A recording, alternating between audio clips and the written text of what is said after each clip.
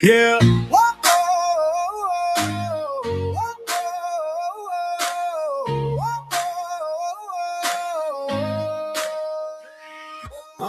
Early morning dew, the track is calling loud. Another sunrise mission standing out from the crowd. What's up, guys? Welcome to the Wisdom Coaches podcast, hosted by the Legacy Track Club. Coach Falting, coming from the classroom. That's right. Rocking and rolling in the classroom. Good deal. All right. Well, we got a couple of things to chat about today. How did your clinic go on Friday? I was very pleasantly surprised about the clinic. I have really bad eyesight, so I tried to troubleshoot as many things as possible beforehand, so that I wasn't like trying to look on the computer screen and find something inches away from the camera. And so I had tested out the PowerPoint several times. I made sure I knew how to do the share screen and everything. And then turns out I had one minor little hiccup.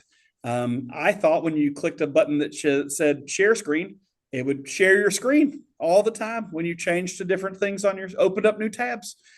And so toward the end of my first presentation, I started dissecting the NCAA 1500 meter championship from this year, pulled up the video, had it played in the background, getting all pumped up and excited. And the moderator comes over the microphone and says, "Coach, nobody can see the video. They still just see your PowerPoint." And heartbreaking. But after I learned to do that, the second presentation, I mean, just flowing. We were opening tabs and showing things, and I guess either the second presentation was better, or maybe because the second presentation was not at 8 a.m. I got a lot more feedback from the second presentation. So the second one was on strength conditioning. Got a lot of emails asking for people to kind of share some of the ideas that we use in the Legacy Track Club and at Parkway. And so pretty excited to be sharing that stuff with people. Well, good deal. Sounds like it was a couple of great sessions. And we'll maybe get to have those and throw them up on the YouTube channel at some point, depending on if Glazier wants to be Yeah, nice or so not. Glazer's going to share them. However, because of like the little hiccup and you know me, I have a little bit of OCD. I'm thinking about actually just refilming them for the YouTube channel. And there are a Okay. couple things that I was like, "Ooh, this wasn't on the PowerPoint, but this could have been good." So I think I'm gonna make some editorials on it and then film it and present it to people on our YouTube channel. Good deal. Yeah, I can't wait for that. We'll have to let everybody know whenever that comes available. So, well, you talked about the NCAA championships. The U.S. championships just took place, I believe, over the last weekend. We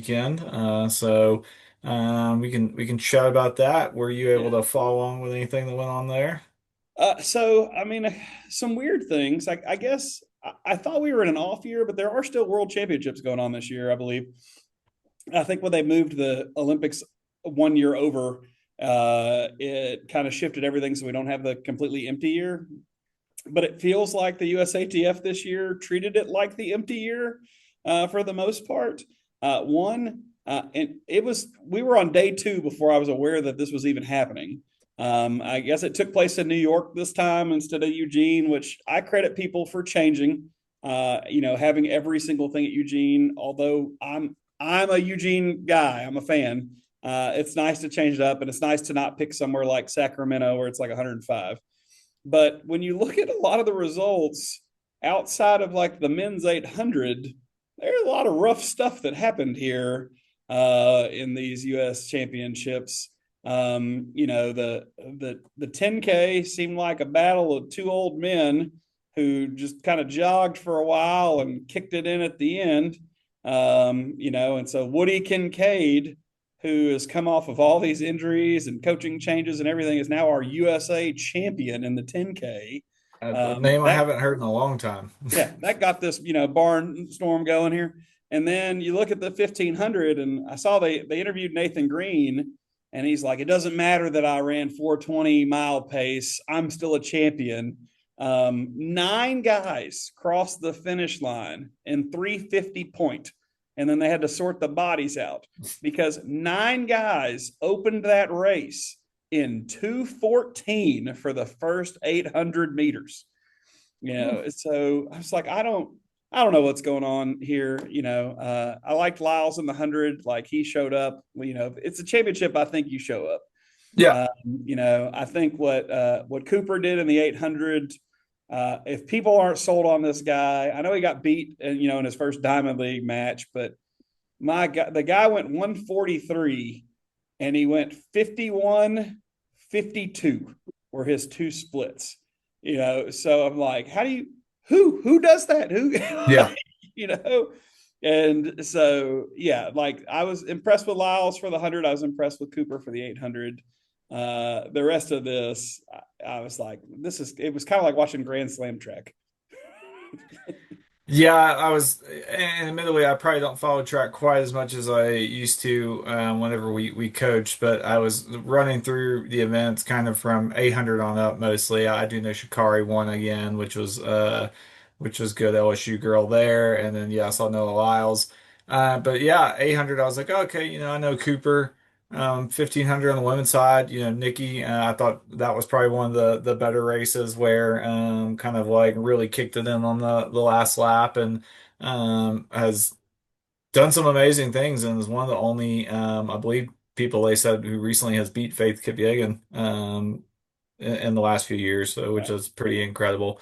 But yeah, then you get to like the 5,000, the 10,000, the steeple, and I'm just like, I don't know if I know any of these people's names. So that's Woody, like I remember from back in the day, but yeah, it was like, all right, well, But like at the paces they were running, Evan Jager could have come back and like been competitive. I Like when I I start looking mean, at these things, I'm sitting there going, there are high school kids that I'm sure they didn't get the USATF qualifying time to go right. to race, but it's like there are high school kids that could have walked away as USATF champions in this scenario that they had people running at. And so, That's the I would say the downside occasionally, and maybe more than occasionally to championship races is oftentimes they do become kind of a tactical, that was something I used to joke about with Alan. Alan, good friend of mine, ran at LSU. He ran 3:49 for 1500.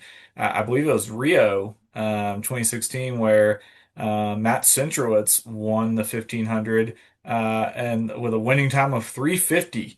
right. And I was like, Alan, you could have won an Olympic gold medal. And he was like, yeah, I can't close in like 49 like Matthew Centrowitz did for that race. But like, yeah, And again, like I even wrote in my book, like, you can't take away Centrowitz's gold medal. Like right. in championship races, it's not about time, it's about place. Yeah, I get that 100%.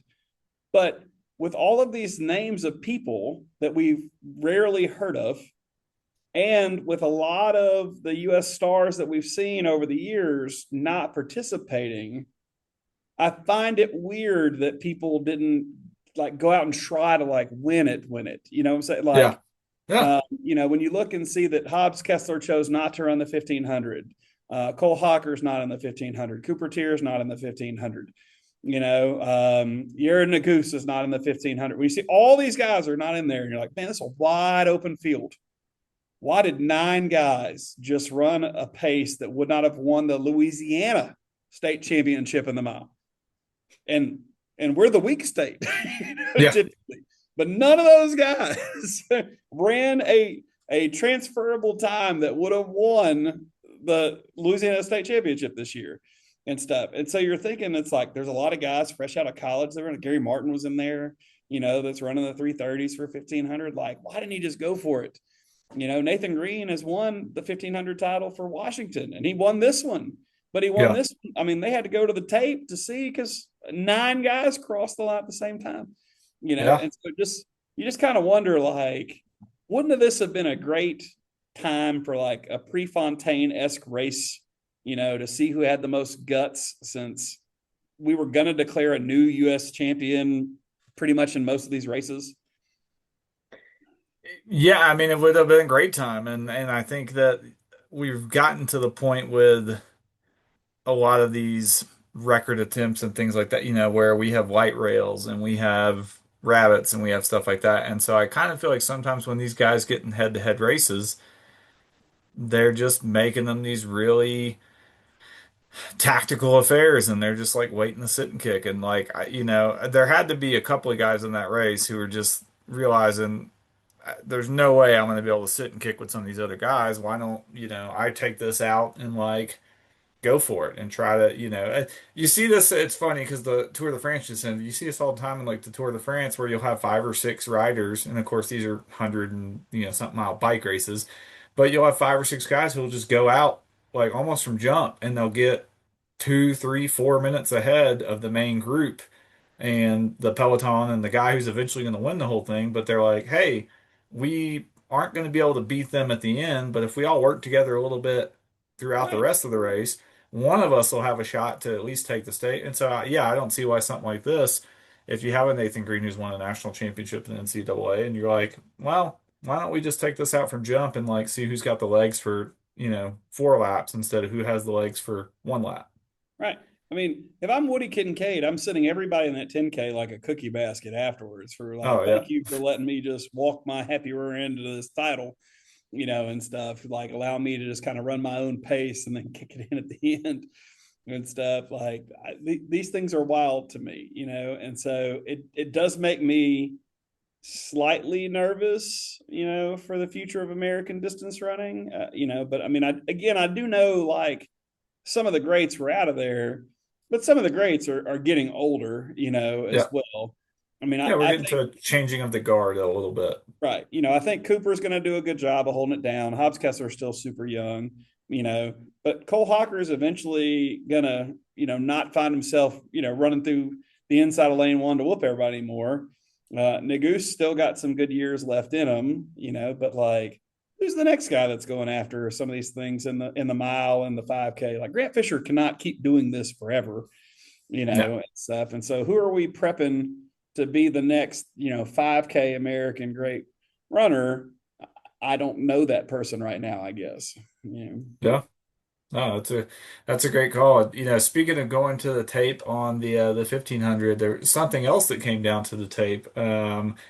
Tara, what's her last name here? Oh, Davis Woodall yeah. was had an explosive last jump to put her from third place into the lead, and I think that would have defended her title once again. I think she's held that for numerous years. He's never And lost then the long jump as a professional.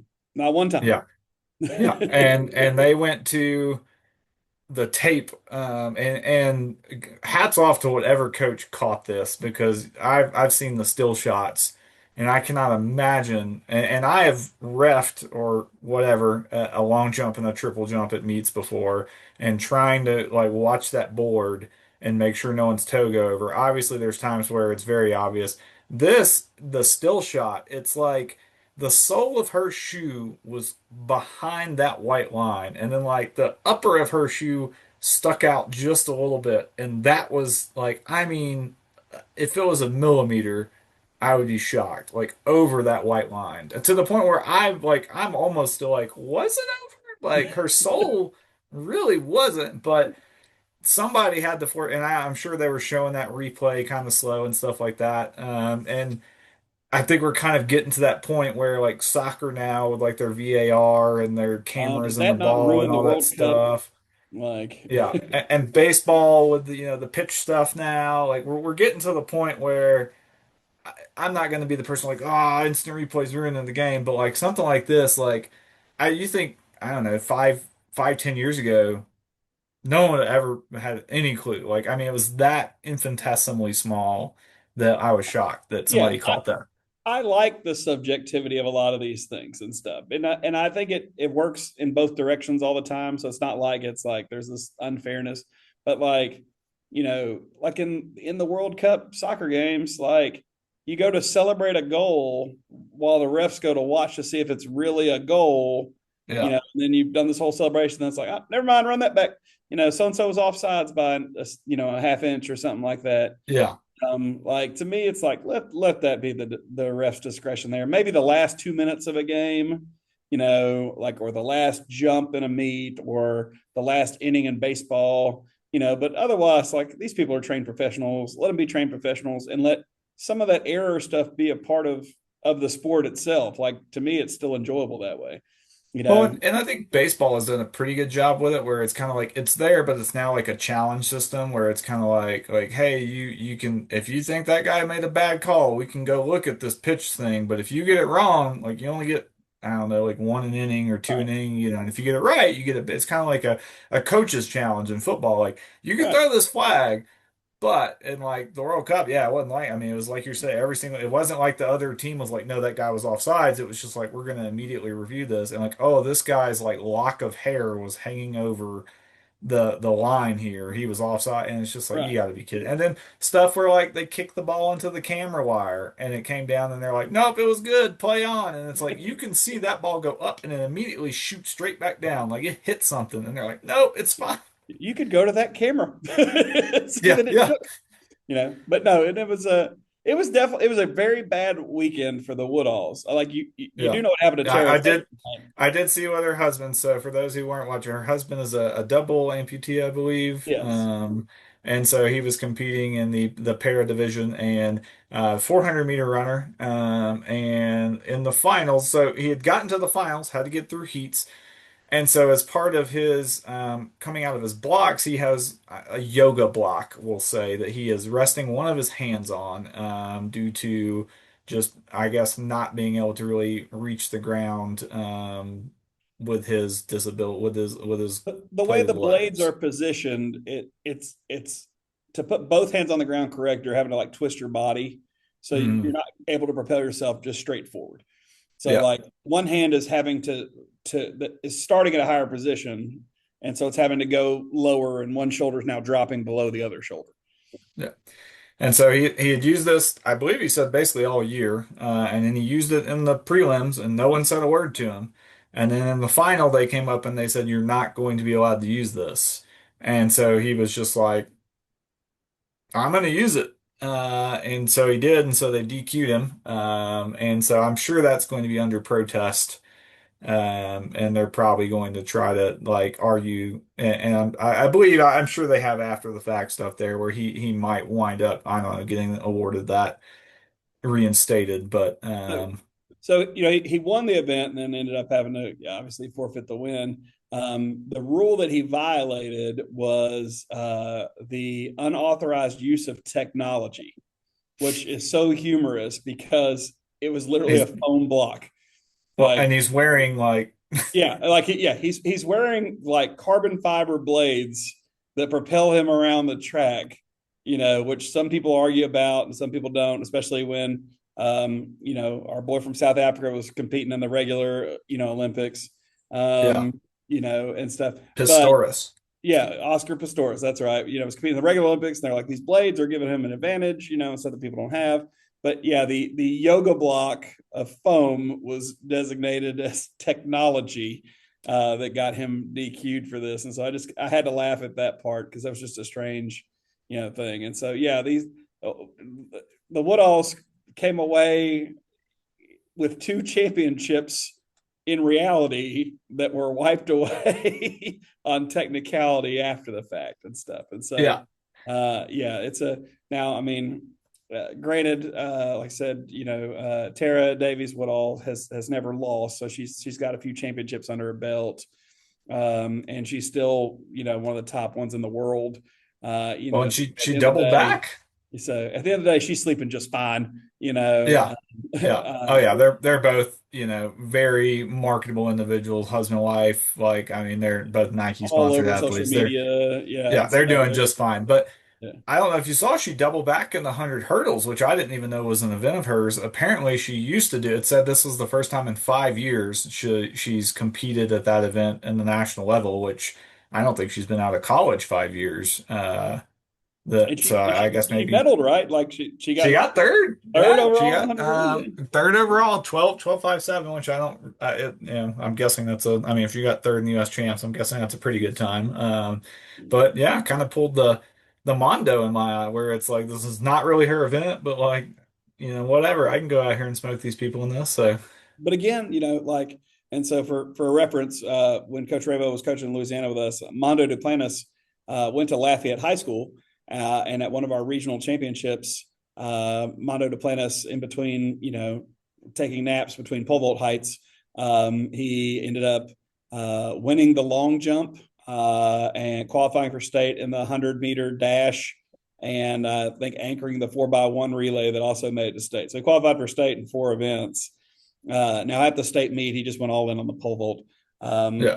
But when you think about the amount of speed and power it takes to pole vault 19 feet as a high schooler, that translates really well to the same speed and power it would take to long jump, to push yourself down that runway, or to be a 100-meter sprinter. Like there aren't slow pole vaulters getting those heights. There are slow pole vaulters getting average high school heights.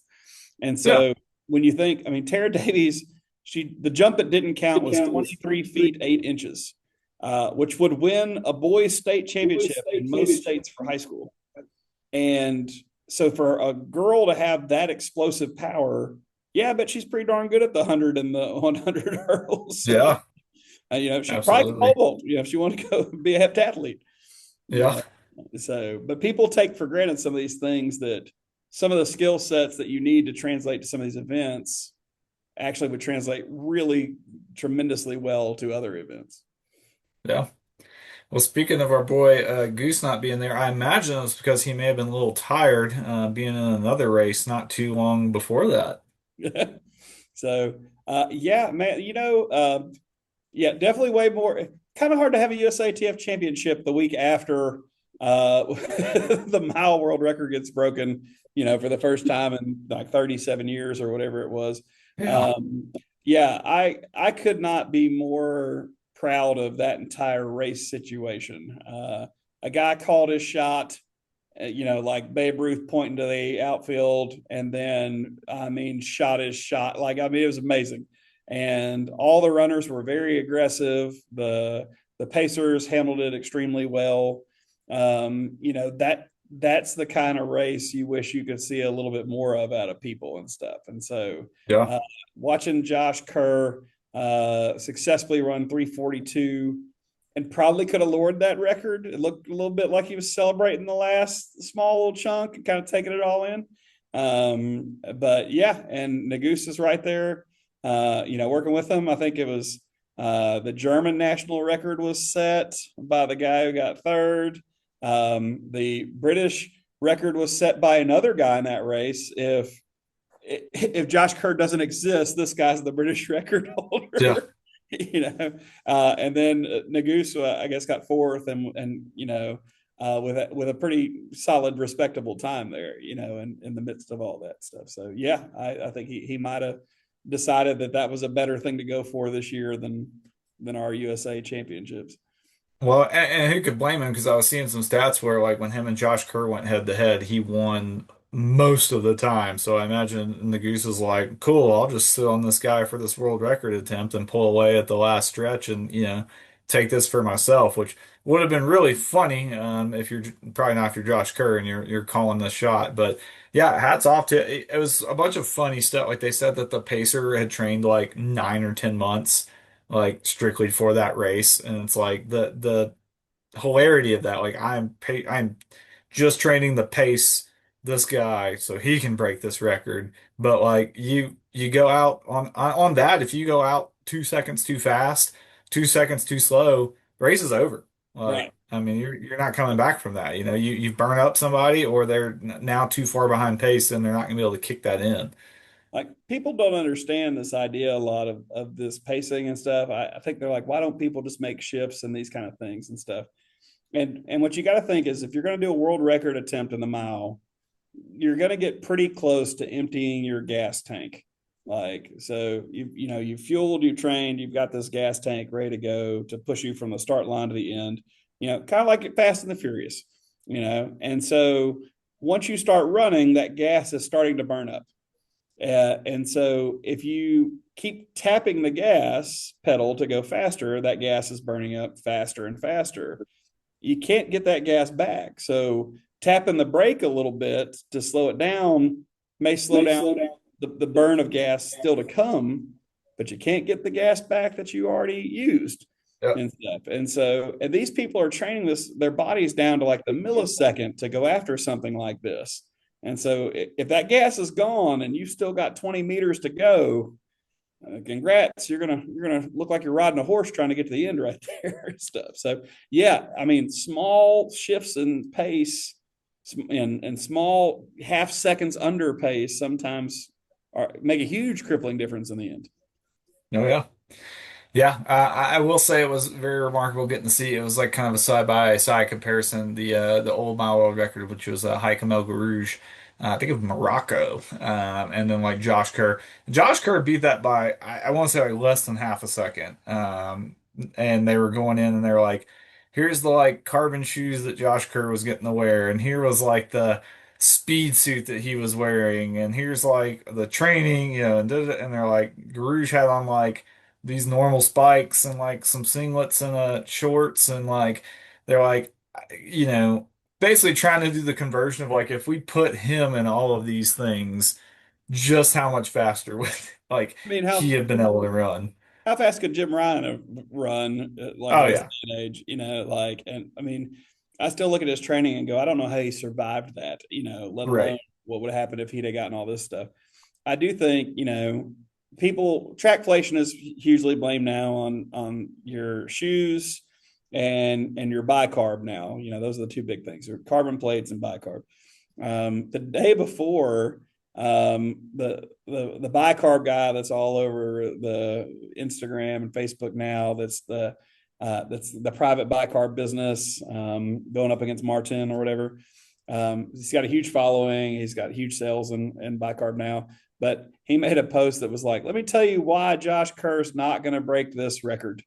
And Oh he went to like how he ran that 1200 time trial up in Flagstaff, and that maybe he wasn't like loading his body correctly for this, and that how he was going to suffer. And he posts this video, I mean, 12 hours before this happens. And so this happens, and I'm like, I bet you want to walk that back. yeah, yeah. Let me go delete this. Well, speaking of trackflation, the perfect segue in here. You're just setting me up on these some nice little softballs here. I'm not sure. I think you heard me. I think we talked about it a little bit last week. The Boston Athletic Association is rolling out some new rules. So trackflation comes in on this with the advent of super shoes and probably better training, better recovery. Boston continues to see more and more and more people qualifying for its race. And in fact, just a year ago, they dropped the time down for everybody by like 5 minutes, I believe. So I went from having to run a 3:05 as a 35 to 40-year-old down to a three flat. And then if you were under 30 as a male, you had to run 2:55. And so due to the high volume of this, we've talked about it on here. I've qualified two times now, but so many people have qualified that now you have to be a certain amount of time under your qualifying window. So the first time I qualified, I ran 3:03 30. I had to run 3:05, and it was like a 7 minute difference. So you had to actually run. 2:58, I believe, for me to have gone to the Boston Marathon. And then last year it cut down a little bit. I think it was 4:34. So even running 2:59, I would have had to run 2:55 in order to go. And so essentially all of us have just kind of been lost in the sauce there, how you get faster, or you're just not, age up and hope you can keep running the same pace when they bump up your time by 5 minutes. But Boston has just come out, and this was something I was kind of this wasn't my idea, but I'm happy they're doing this because I had a different idea. They're releasing 1,000 lottery spots. And so the way this is going to work is I think last year they had like 32,000 people qualify and 24,000 got to go. So there was 8,000 people who qualify for Boston but weren't, they were just kind of left in the lurch, myself included. So now 1,000 of these individuals will get entered into a lottery. So at that point, you have about a 1 in 8 shot of getting to go run Boston anyways. Boston will just be like, hey, we're gonna we're going to extend you the invite and you get to come run since you qualified. Now, you do still have to qualify. And I think you and I were talking about this when I was down in Louisiana last week. You have to qualify because somebody told me like, oh, it's just like in the past couple of years, but it's not. You have to qualify in that window. So for Right. instance, right now is the qualifying window for 2027. So I'm running a marathon in December, which actually qualifies me in 2028 because the Right. window shuts down in like September. So, and if I wanted to be a part of that, I would have to run it in that window, which typically runs September to September, I believe, yeah, every single year. So I think this is a great thing. My big frustration with it was I read a stat that was like, I want to say something like 2 or 3 thousand people were like DNSing. So basically they qualified, they gotten in, and then they just were not showing up to race. And I'm like, some of these individuals know ahead of time that they're Right. not going to be, maybe they get injured, whatever the case.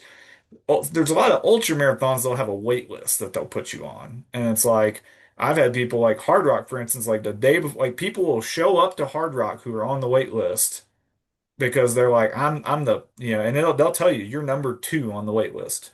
And it's like, I'm a number 2 on the wait list. And there's some where I know people who were number 100 on a wait list that have gotten into the race because as the race approaches, people are like, oh, I'm injured. I can't do it. I'm going to back out. And then they start pulling people wait list on. So that was my idea. They're not doing that, but I think this is a great idea for, people, especially like me who've run hard, have done what Boston has asked of them, and then still got left in the lurch when they're just like, not so fast. You actually got to run a little bit faster there, bud. Yeah, I was both excited and disappointed. When I read it, I was like, this is awesome. Rabo's going to Boston. And then I was like, it starts this year. Rabo's got to run another freaking marathon. His 3 hour marathon doesn't count. Yeah. Good stuff. But it did give me hope that like you can finally check this one off the bucket list. Because I know it's very important to you. And again, I don't think people understand like the training you do for a marathon and the training you do for these ultras are not the same thing. No. And what happens to your body in both those situations are completely different too. So like as you're pursuing this like huge dream in the ultra scene of things, like you've got even more limited window of like these are the 3 months I'm gonna train for a marathon while I'm kind of let my body adjust before I train back for 100 milers, and Right. so you've got limited shots, and again, as you keep doing these 100-mile races and whatever lunacy you come up with next, it takes a toll on your body long term too, and stuff. Yeah. And so yeah, like there's a very small window each year for you to go after this, and each year, while you're building a huge amount of aerobic fitness, you're also putting a lot of strain on your joints from these 100-mile trail runs through these mountains and those things too, so those listeners are like, he does 100, he should be able to do 26 easy. Like, understand every race that we talk about in these shows involves a completely different style of training to Oh get to yeah. trying to get to, Yeah. and no matter how fit you are, fitness doesn't equate to fast. It Right. gives you the ability to run fast if you train for that with that Yeah. fitness level. But Well, and yeah, I could go do a marathon pretty easy. I couldn't go do a 3 hour marathon pretty right, easy. And maybe a 3:30 to 4 hour marathon pretty easy. And yeah, and so there's a lot that comes with that. I've got CIM coming up in December, and it's a fast course. It's a kind of a rolly downhill course. There are some ups in there as well as it being a net downhill, but it's not a very big net downhill. But it's typically where a lot of people go to get a trials qualifier. It's where a lot of people go to get a Boston qualifier. It's a great race for that. And so, the goal there is to go and run 2:55. Is just to go out and like settle in a 6:40 pace and see what happens there. And I mean, I feel like I'm 38. I could wait 2 years and probably age back up to a 3:05 and then go out and run a 3 hour marathon and do it that way. But and that might be what happens. Who knows? But like I would like to do it at my current, age, because I've done it twice now. I have the ability to do that. I just got to go a little bit faster. And last time I went out a little hot, and the race got hot towards the end. And so I think a couple of those things probably, lost a couple of minutes there. And so, but you're right, it's one of those things where the training, it's not getting any easier as I get older. And you never like, I mean, I could go out tomorrow and get hit by a car on a training run and not be able to, ever run to this level again. So it's kind of like get while you got the, get while the getting's good, as they say. So Get busy living or get busy dying. that's it. I'm gonna get sued by the Shawshank Redemption now. It's got to be fair use if you just do a horrible impersonation of it, That's right? Like, that's it, right? Yeah. so, Fair uh, use. We quoted one line out of this whole movie. That's got to yeah. be. Speaking of fair use, Speaking of the fair use, we got 3 minutes left. Let's do this. we're up to 11,000 something viewers now, or something like this. Like I believe 13 last time I looked. So for those who aren't 13,000 aware, a viewers of couple, I Am the Storm. So, yeah, about I don't know, 9 days ago, something we debuted it last Saturday or last Friday on the 21st or 19th or something like that. And yeah, we've been averaging probably a little over 1,000 views a day or so. It's all up on YouTube now, the entire thing, 2 hour documentary that you can go watch. And fair use, we had to cut out some songs and some stuff because but these aren't just our friends though. Like that's my it. No, wife, you met a random person. we are shopping at Grapevine Mills Mall, 3 hours from home. So I would imagine Rabo's Market should have been the Colorado Springs and the Bossier City area, maybe a little bit of Pineville and New Orleans because of friends there. But we're Yeah. in just Grapevine Mills and outside of Dallas, Texas. And my wife runs into an ultra runner at a store, and he starts talking about this documentary that he has started watching the night before, and it's I Am the Storm. Like, just random guy there and stuff. And so, yeah, I was like, man, this thing is a phenomenon. So I get we're not going to beat the Odyssey. No, But no. there were several movies released last week, and I feel like we're taking on a lot of those right now with this Yeah. movie. Uh, You We're know, we're and probably so outdoing somebody in the box office. yeah, I feel pretty safe about that, and Yeah. and who knows? I mean, there's still, the new Wile E. Coyote movie's coming out soon. I Uh-huh. bet we beat that one. Oh, We're probably not we've beating got to. Will Spider-Man. Forte is a hack. Yeah, so I mean, Spider-Man's probably gonna bump us down to third. I think so, yeah. But I feel pretty good about this. I bet we beat Disclosure Day. Nobody was watching that Spielberg flop. No, Like, Spielberg's past this prime. I see what I'm saying. Yeah. Well, we will be sure to put the link to that in the YouTube video for this and in the Spotify as well description. So if you've not got the opportunity to see it, go take a look. We are over 200 likes on YouTube as well, so I think that may have been more than the Odyssey had. So yeah, it was all going well. So we'll make sure we get that. Yeah, thank you for bringing that up. So. All right. Well, we got less than a minute here on my timer for our free Zoom here, so we better sign off. But thank you guys so much for listening. Be sure to check out the Legacy Track Club on Instagram, YouTube, Facebook, and our website as well. And thank you guys for listening to the Wisdom of Coaches. We'll catch you guys next time. Watch our Peace. dedication grow. Oh, legacy, running through the night, chasing down the sunrise, fading golden light.